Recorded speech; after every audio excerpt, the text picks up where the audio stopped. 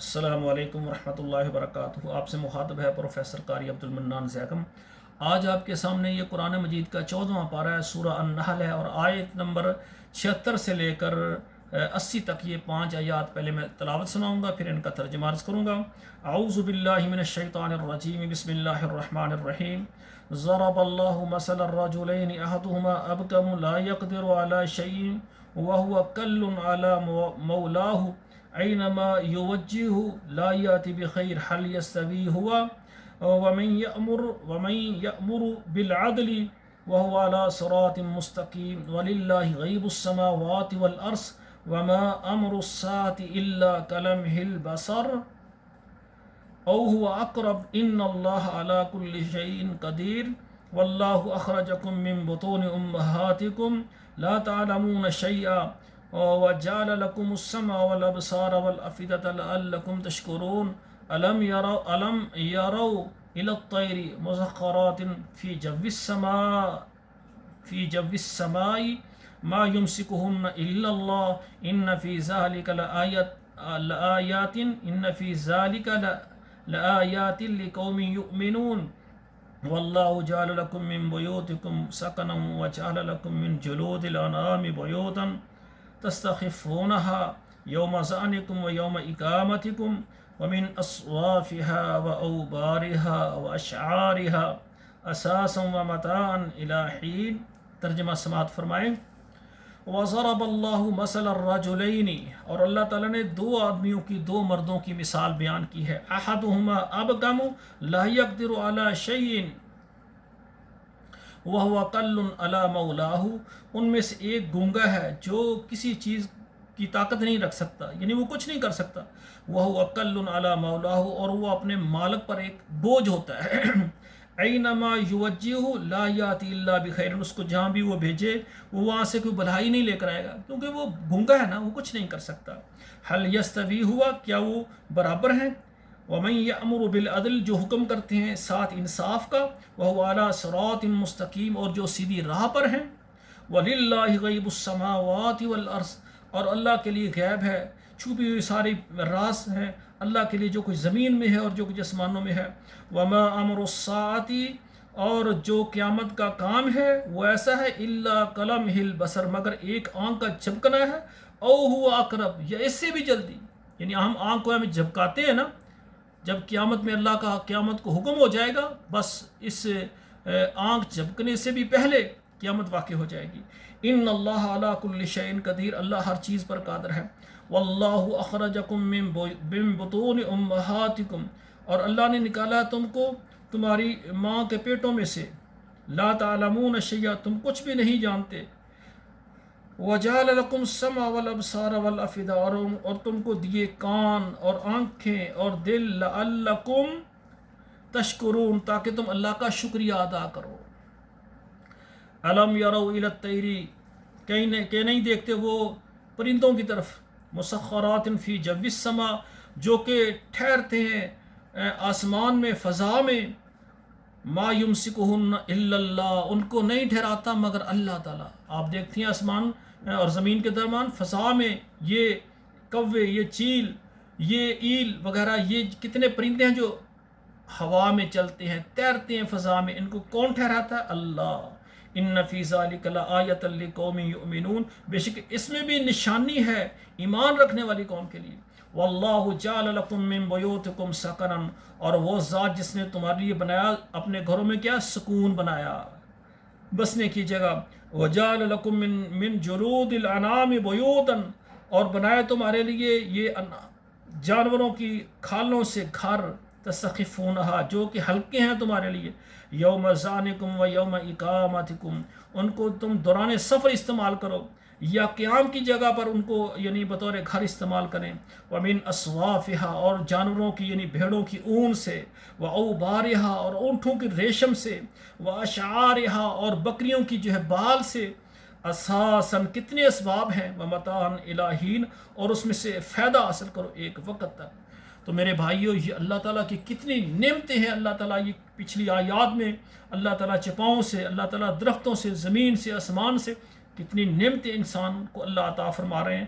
تو انسان کو چاہیے ان کو دیکھ کر انسان سمجھے یہ ساری چیزیں خود نہیں بنی، ان کو ہمارے خالق رب العالمین نے پیدا کیا ہے. جب رب العالمین اتنا بڑا خالق و مالک ہے، جو دیکھتے ہیں ہماری آنکھوں سے، ہم جو دیکھ رہے ہیں سب ہمارے خالق نے پیدا کیا ہے. ان کو پیدا کرنے والا، ان کو زندگی دینے والا، ان کو موت دینے والا، ان کے سارے انتظامات کرنے والا رب العالمین ہے. تو ہم چاہیے اللہ پر ایمان رکھیں، اس کی قدرتوں پر ایمان رکھیں.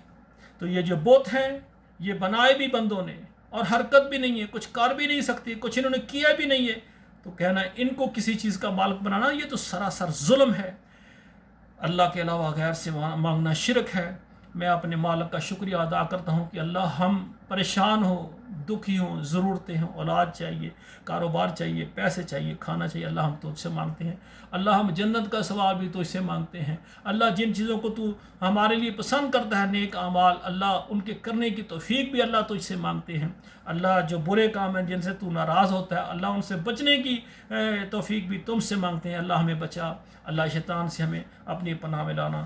تو میرے بھائیوں، اللہ کی مہربانی سے میں اسلام آباد کے اندر ایک بہت بڑا ادارہ بنا رہا ہوں. اس کے لیے مجھے 10 ایکڑ جگہ چاہیے، پاکستان سے، سعودی عرب سے اور یورپ کے تمام ملکوں سے جو مجھے دیکھ رہے ہیں، اور جو اپنے لیے، اپنے والدین کے لیے، اور اپنی ماؤں کے لیے، اپنے اولاد کے لیے، اور خود اپنے لیے جو صدقہ جاریہ کے طور پر کچھ کرنا چاہتے ہیں تو وہ میرے ساتھ بنے.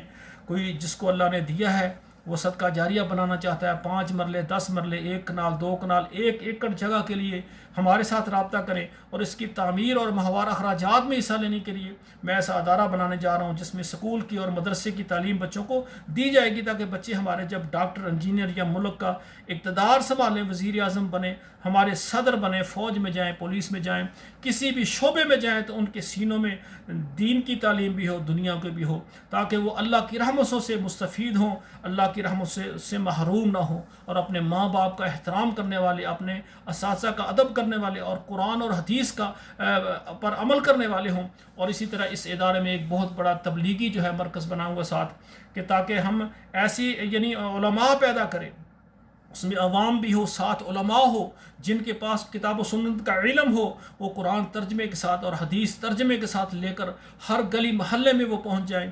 اور گلی محلے سے جو بھی لوگ ہیں ہر گھر میں، جنہوں نے کبھی نماز نہیں پڑھی، جنہوں نے کبھی جمعہ نہیں پڑھا، جو کبھی مسجد میں نہیں ہے، ایسے بھی ہے جنہوں نے کبھی عید بھی نہیں زندگی پڑھی، تو ان کو ہم لائیں، ان کو کلمہ سکھائیں، ان کو عبادت سکھائیں، ان کو نماز سکھائیں، ان کو نماز جنازہ سکھائیں، ان کو دین سکھائیں، تاکہ وہ بھی اللہ کے جو جنت ہے اس کے حقدار بن جائیں.